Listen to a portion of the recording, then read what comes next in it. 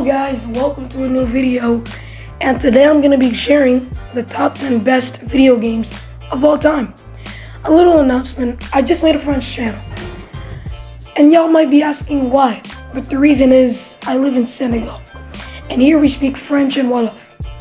Now, I can't speak Wolof, but I can speak French, so this is to expand my Senegalese audience, and my friends at school watch my videos and don't understand a thing. So this is for you. Without further ado, we have some rules. These are my opinions, and it's okay if you don't agree with them. We all have our tastes. No mobile games. I only allowed PC and console games. Not like there are any good mobile games to begin with anyway. But without further ado, before we start, make sure to like and subscribe and join my Discord server. And yeah, let's get on to the countdown.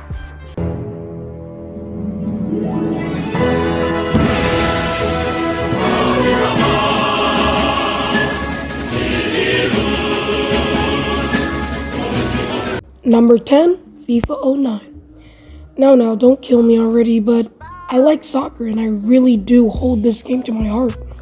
This game came out almost 15 years ago and yet holds up better than WWE 2K20. The animations are actually better than FIFA 23. The graphics, in my opinion, hold up well. And now I won't act like FIFA 23 don't have better graphics. Of course FIFA 23 has better graphics. I've seen that stuff. But to me, this game is one of the most underrated FIFA games. And once again, since hasn't been top since 2008.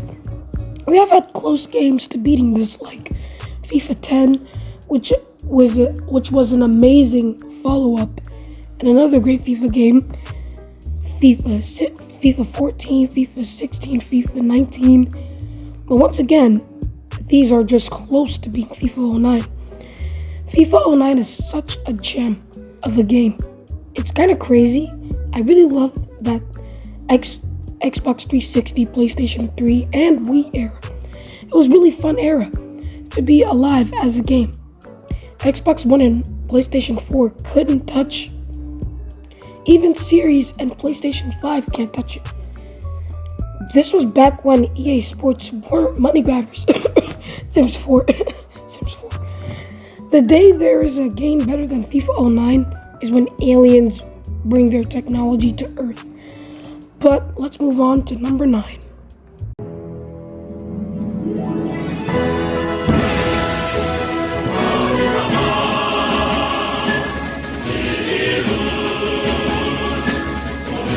This game's cover star is the GOAT Kobe Bryant. Kobe on the cover already elevates the game, but the gameplay itself and graphics are chef's kiss. The camera angles in this game don't give you a headache, and the controls are easy and good enough. Something I think is an advantage for games is not to make it a chore, make it fun but hard. When you have controls that don't make your hands sweaty every time, that's already a great start. But when you have a game that doesn't fucking stress you, that's a game that's mid. I don't care your story can be or plot or whatever you can. I don't want a game to be a chore. And some can say it's a skill issue. Sometimes it is, but it's a video game, not a real life.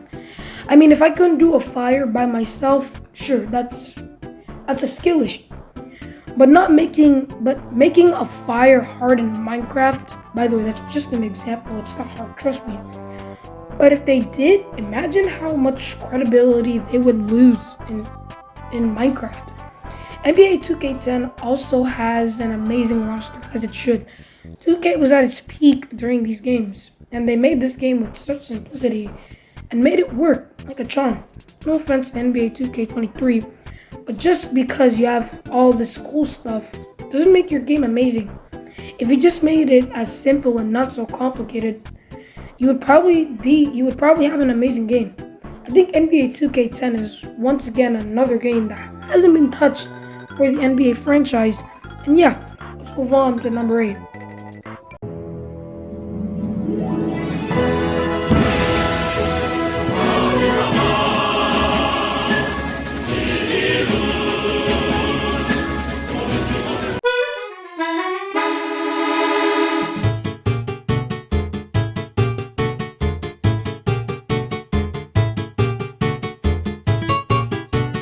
Super Mario Sunshine. Once again, a very underrated game. The game's plot is Goo has come to the city and Mario has to clean it.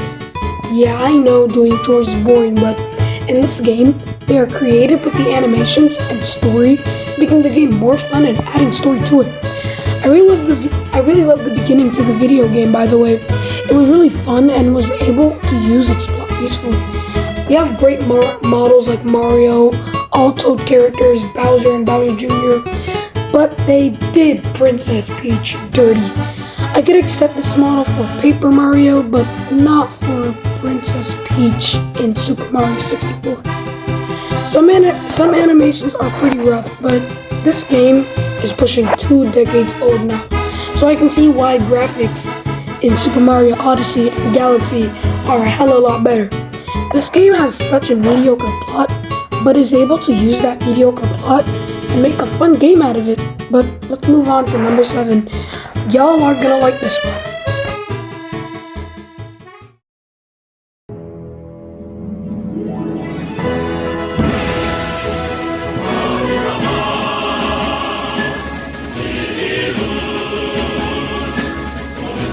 Number 6, Batman Arkham City. Licensed games and even movies are hit or miss. Some of them are amazing and some of them are hot garbage. But Batman Arkham City does the Batman franchise perfectly and really doesn't try to change the characters for the plot. Everyone in the game is their normal self and is in character, which is one of the top priorities of licensed games. They also have amazing gameplay physics. The fights are great and really have great fighting physics. They also have an amazing grapple hook system, which is something nobody asked for, but turned out to be a blessing. It has a very compelling story, and I won't spoil its ending because honestly, it's an amazing conclusion. I really like this game, and this is a little biased, but Batman is my favorite superhero. So yeah, let's move on to number 6.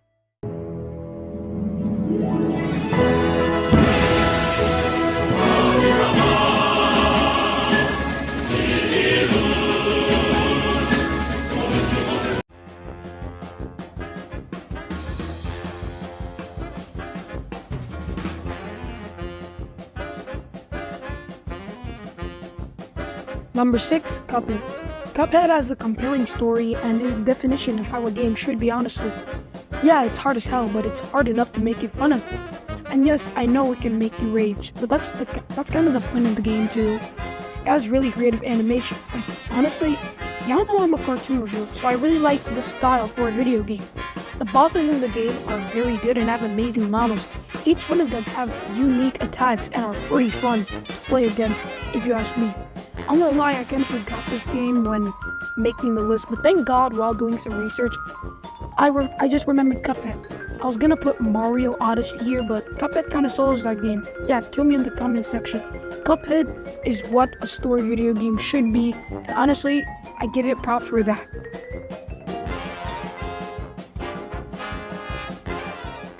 So before we continue the video, we are on the top 5 right now, and here's where we are on the elite tier of games. The last few games I talked about are amazing. Oh, these cannot be touched at all. So let's get on to number 5. Number 5, Modern Warfare 2. I couldn't do this list without this banger of a game. It's so amazing and well polished. It isn't a coincidence this came out in the golden era of Call of Duty games. Modern Warfare 2 is so fucking sweet. It has great graphics, amazing gameplay, and is so fucking fun to play. It really doesn't get as good as Modern Warfare 2, but it does, because this isn't even the best Call of Duty game on this list. There is one more, and if you're wondering what can beat Modern Warfare 2, or you're just gonna have to wait and see.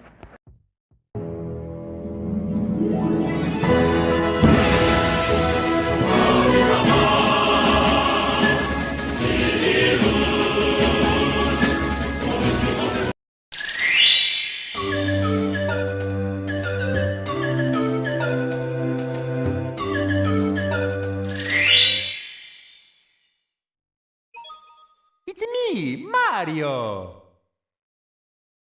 Hello!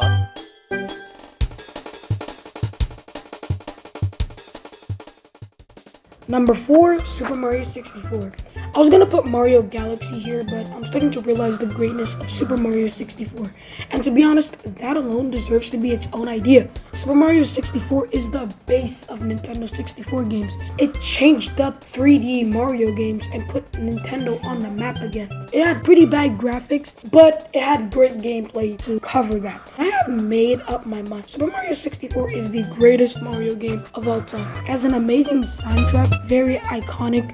If I'm not mistaken, it's the first game with voice acting, sound effects and all that, and it has, lines here and there, which is cool. And honestly, a very good game in my opinion. Here we go!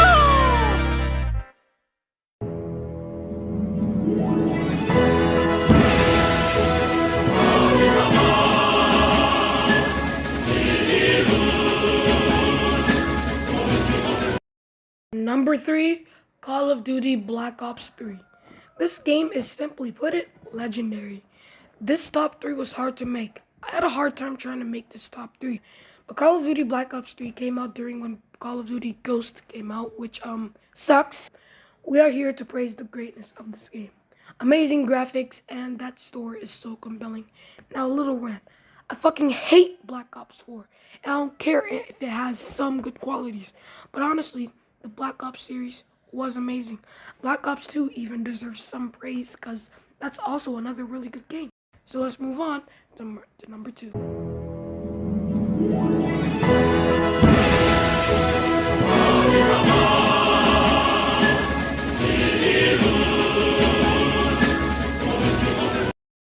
Number 2, Minecraft.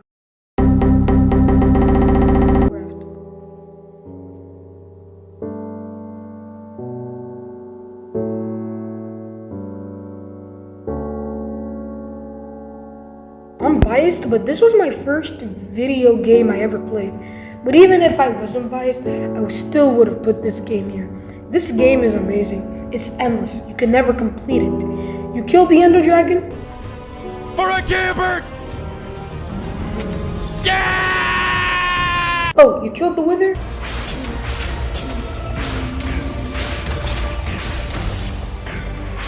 Come on!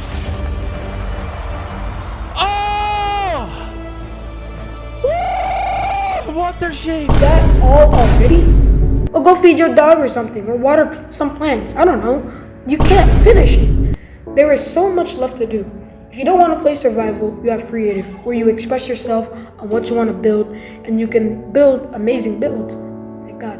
And build whatever the hell you want. And to be honest, unlike other games, the updates for the games are amazing and even make the game better. Minecraft was such a big part of my childhood and such a big part of my life during the pandemic in 2020. Also because I was really bored, but Minecraft kept me occupied on something saving me from boredom. It also helps that YouTubers like PewDiePie, Jacksepticeye, and DanTDM played the game recently, which gave the game so much traction, and it is one of the most top streamed games on Twitch, and you cannot take that away from it. It was hard to pick between GTA 3, 4, and 5, but at the end of the day, GTA 5 will always take my cake as my favorite video game of all time. It lets you do anything, and that's kind of GTA itself. You have a great video game, great characters with Michael and Trevor, and amazing missions that are not too hard, but also fun to play. And yes, it's rated R, but these days, you do not give a crap. They will play X-rated games for all they care. And to be honest, GTA is one of those games that if you're young, it doesn't really matter. You will see some interesting stuff, but you'll still equally have a blast as someone like an 18-year-old would. GTA 5 is the definition of an end of the era. It marks the end of the golden age of gaming. GTA 5 ends the era where video games were very fun. And we moved on to the new era, which isn't bad to say the least, but isn't great either.